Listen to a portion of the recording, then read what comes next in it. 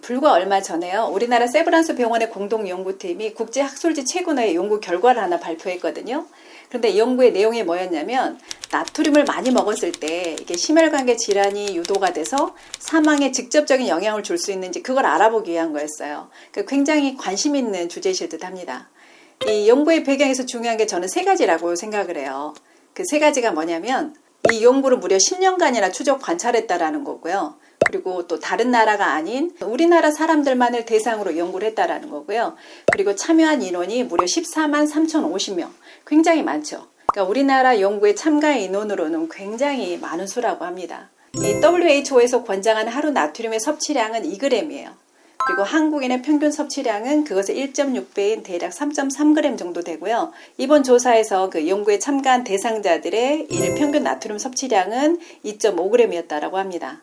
연구의 결론부터 말씀드리자면 나트륨을 많이 먹었을 때, 그러니까 과잉으로 섭취했을 때 심혈관계 질환으로 인한 사망과의 연관성은 전혀 확인할 수 없었다라는 거예요. 하지만 반면에 이 칼륨 섭취가 부족했을 때는요, 이 사망률과의 연관성은 또 매우 컸다라는 결과를 얻었다라고 합니다. 이 나트륨과 칼륨은요, 우리 몸에 꼭 필요한 마크로 미네랄, 다시 말하면 대량 미네랄입니다.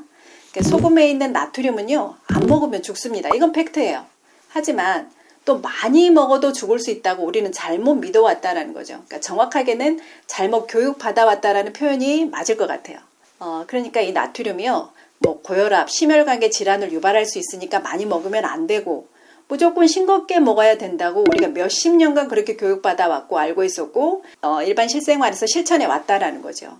그리고 칼륨은요, 또 많이 먹은 그룹이 가장 적게 먹은 그룹보다 훨씬 사망률이 낮다고 나왔습니다. 그러니까 전체 사망률이 21%나 낮게 나왔고요. 심혈관계 질환 사망률은 무려 32%나 낮게 나왔어요. 하지만 안타깝게도 한국인의 칼륨 섭취량은요, 이 권장량의 절반 정도밖에 또 되지 않는다라고 해요. 이게 뭘 말하느냐 하면 이게 한국에서 심혈관계 질환으로 사망한 사람들이 나트륨을 많이 먹어서 사망한 게 아니라 이게 평소에 칼륨 섭취가 부족해서 사망한 사람들이 많을 거라는 걸 유추해 볼 수 있다라는 거예요. 물론 이게 싱겁게 먹는 것이 내 입맛에 맞고 또 맛있고 현재 건강하다면 굳이 나트륨을 늘리라는 얘기는 절대 아닙니다. 현재 고혈압이 있거나 또 심혈관계 질환이 있거나 또 비만하거나 한 경우에 입맛에 맞지도 않는데 일부러 싱겁게 먹는 것이 건강을 위한 것은 아니라는 거죠. 그냥 자기 입맛대로 드셔도 문제가 되지 않는다라는 말씀을 드리고 있는 거예요. 이 심혈관계 질환은요, 동맥 관련 질환입니다. 동맥.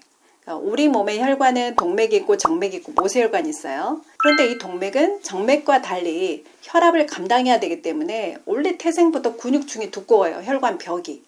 그래서 동맥혈관의 병의 모습은 어느 쪽으로 진행이 되냐면요, 더 두꺼워지고 더 딱딱해지는 방향으로 병의 모습이 진행이 돼요. 그러니까 가늘어지고 늘어져서 문제가 생길 일은 거의 없습니다. 두꺼워지고 딱딱해지니까 혈관의 그 부분이 막혀버리거나 또는 거기서 막혔던 혈전이 떨어져 나와서 다른 곳으로 가서 막아버리거나 또 이 부분이 막히니까 그 압을 못 견디고 주변에 약한 혈관이 하나가 터지거나 이런 모습으로 진행이 돼요. 이게 그 동맥의 심혈관계 질환의 본 모습이에요. 그렇다면 소금 속에 있는 이 나트륨이 혈관을 좁고 딱딱하게 할 수 있나라는 질문을 해볼 수 있을 것 같아요. 우리 유치님들 여러분들 생각은 어떠신가요? 과연 소금이 혈관을 두껍게 하고 딱딱하게 할 수 있을까요? 이 냉장고가 없던 시절을 한번 보자고요. 냉장고가 없던 시절에는요, 우리 조상들은 이렇게 음식을 장기간 보관하기 위해서 선택할 수 있는 것은 염장밖에는 없었어요. 그러니까 젓갈, 굴비, 김치, 자반, 또 외국은 햄이나 베이컨이 있고요. 그러니까 지금보다 염분에 훨씬 더 많이 노출되었다는 거죠.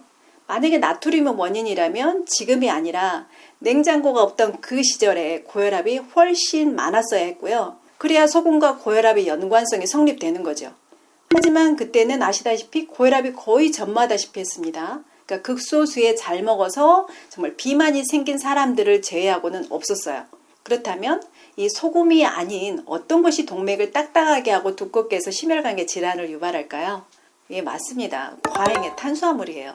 좀 더 자세히 말씀드리자면 흰쌀밥, 흰밀가루, 흰설탕 같은 그 흡수가 빠른 당분들이죠.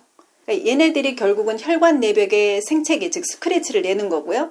그 스크래치를 치료하기 위해서 혈액을 돌아다니고 있던 이 콜레스테롤이 혈관 내벽에 이불처럼 쫙 둘러지면서 쌓이는 거고요. 이렇게 해서 혈관이 두꺼워지고 딱딱해지는 거죠. 이건 제가 예전에 영상에서도 자주 말씀드렸던 내용이기도 합니다. 그리고 칼륨이 부족했을 때 심혈관계 질환과 밀접한 관련이 있다고 했죠. 이 칼륨은 소금의 나트륨을 조절해주는 조절자로서도 정말 중요해요. 그러니까 예를 들면 나트륨을 과하게 먹었어도 칼륨이 충분하면 나트륨을 조절해 줄 수 있다는 거죠. 이 칼륨이 몸에서 부족하면 빈맥성 부정맥이 올 확률이 높아집니다. 또 혈관이 확장이 잘 안 되고요. 그러니까 이제 고혈압이 올 수 있고요. 또 부족하면 근육 경련을 일으킬 수도 있어요. 이 심장은요, 칼륨의 수치에 민감하게 반응을 합니다. 이 칼륨 섭취가 정상 범위를 조금만 벗어나도요, 심장은 부정맥을 일으켜요. 거기서 조금만 더 벗어나면 심장이 멈추게 됩니다. 그러니까 심정지가 온다는 거죠. 이 우리 몸은 유전적으로 이 생존에 유리한 방향으로 진화돼 간다는 것은 잘 아실 거예요. 지금도 그렇게 진화돼 가고 있고요. 이 원시시대 때 우리는 본래 초식, 육식 다 하는 잡식 동물이었어요. 하지만 육식은 어쩌다 목숨 걸고 동물을 사냥하는 데 성공해야만 한두 번 정말 귀하게 얻어먹을 수 있는 음식이었죠. 그래서 잡식성이지만 초식 동물처럼 거의 풀과 열매로 살았을 수밖에 없었고요. 그러다 보니까 자연스럽게 칼륨이 많은 식물을 오랜 시간 동안 주식으로 삼게 되었습니다. 그래서 우리 몸 안에서는요, 항상 많고 넘쳐나는 칼륨보다는 상대적으로 부족한 나트륨이 훨씬 더 귀했던 시간을 오랜 시간 보내면서 진화를 해온 거죠. 그러면서 칼륨은 흔하니까 배출시키고 나트륨을 귀하니까 저장하는 쪽으로 우리는 진화 과정을 거쳐왔고요. 이게 세월이 지나면서 의료 전문가들이 나트륨을 부정적으로 인식하게 된 계기가 된 거예요. 그러니까 다시 말씀드리자면 싱겁게 먹는 것이 좋다, 짜게 먹는 것은 무조건 나쁘다라는 잘못된 의학상식이 자리 잡게 된 배경이 이 진화의 시스템 때문이라는 거죠. 그래서 이 나트륨을 줄이라고 할 게 아니라 이 근원적인 칼륨의 보충에 대해서 우리 같은 사람들이 자주 말씀을 드려서 잘못된 의학상식을 바로잡을 수 있게 해드려야 된다고 저는 생각을 합니다.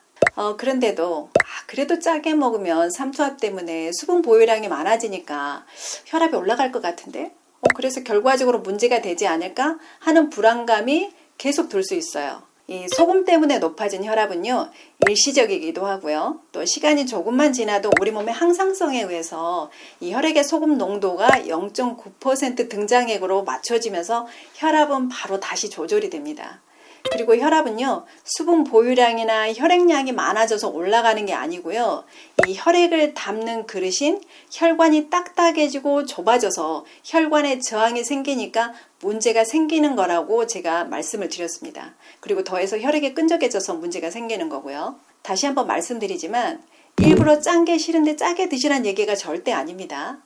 짭짤한 게 입맛에 맞는 분들은 그렇게 드셔도 된다는 얘기를 하고 있는 겁니다. 그냥 입맛에 맞게 드시라고요. 그래도 되신다고요. 10년에 걸쳐서 연구한 결과가 발표됐고 또 그동안에 많은 기능학 하시는 의사선생님들이나 약사님들도 그렇게 말씀드려왔죠.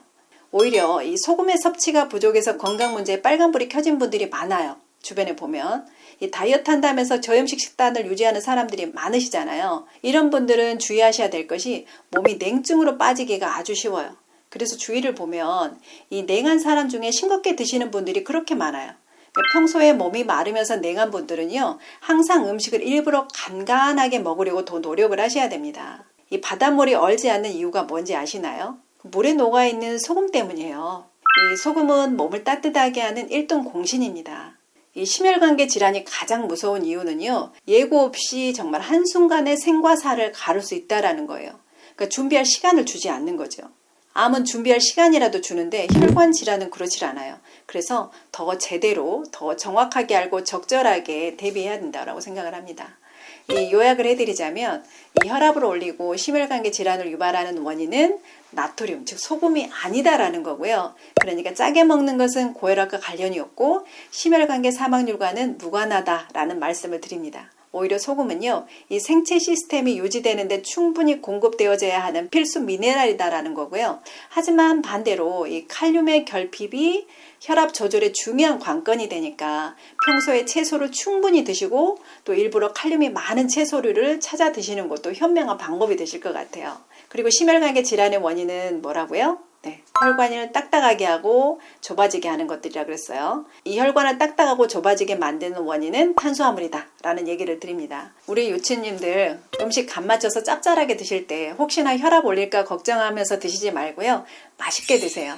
다만 칼륨이 많이 든 채소 또 그리고 과일, 도정을 최소한 전곡류 충분히 드셔주시면 됩니다. 음식에서 충분히 못 드신다 싶으면 칼륨이 든 영양제 선택해서 드시고요.